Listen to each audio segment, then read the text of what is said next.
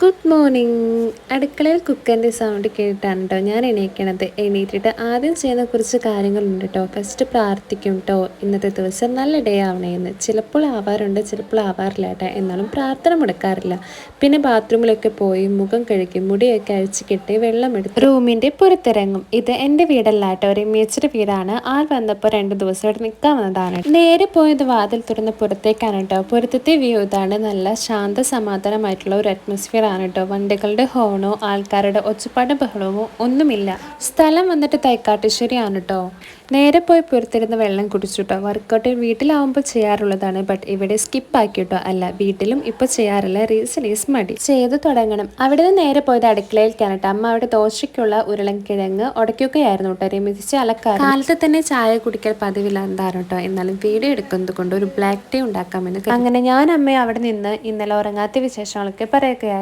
കാരണം വീട് മാറിയപ്പോൾ എനിക്കും ഉറക്കം വന്നില്ല, അമ്മയ്ക്കും ഉറക്കം വന്നില്ല. അങ്ങനെ ബ്ലാക്ക് ടീ ഉണ്ടാക്കി സോഫയിൽ പോയിരുന്ന് കുറച്ചു നേരം ഫോണൊക്കെ നോക്കി നേരെ പോയി കുളിക്കാം. കാരണം ഇന്ന് ഓഫീസിലേക്ക് പോകണമല്ലോ. കുളി കഴിഞ്ഞ് വന്നപ്പോഴേക്കും അമ്മ ദോശയ്ക്കുള്ള പൊട്ടറ്റോ കറിയും നാളികേര ചമ്മന്തിയും ഉണ്ടാക്കി കഴിഞ്ഞിരുന്നു. ഞാൻ ദോശ ഉണ്ടാക്കി തരാൻ അമ്മേനെ നോക്കിയപ്പോൾ കണ്ടില്ല. അപ്പം ഞാൻ തന്നെ ഉണ്ടാക്കി. തലേ ദിവസം മാവ് അരച്ച് വെച്ചതാണ് കേട്ടോ ഇത്. ഞാൻ ഉണ്ടാക്കാൻ നോക്കിയപ്പോഴേക്കും അമ്മ വന്നു ഉണ്ടാക്കി. ഫസ്റ്റത്തെ ദോശ ഞാൻ ഉണ്ടാക്കി, ബാക്കിയുള്ളത് അമ്മ ഉണ്ടാക്കാമെന്ന് പറഞ്ഞു. അമ്മയ്ക്കറിയാം ഞാൻ ഉണ്ടാക്കണത് ശരിയാവില്ലെന്ന്. എന്നോട് കറികൾ കൊണ്ടുവച്ച് കഴിച്ചോളാൻ പറഞ്ഞു. ഇവിടെ അമ്മ ഞങ്ങൾക്ക് ചൂട്ടോടെയാണ് കേട്ടോ ദോശ ഉണ്ടാക്കി തരാറ്. നിങ്ങൾക്കും ചൂട്ടോടെയാണ് ദോശ ഉണ്ടാക്കി തരാറ്?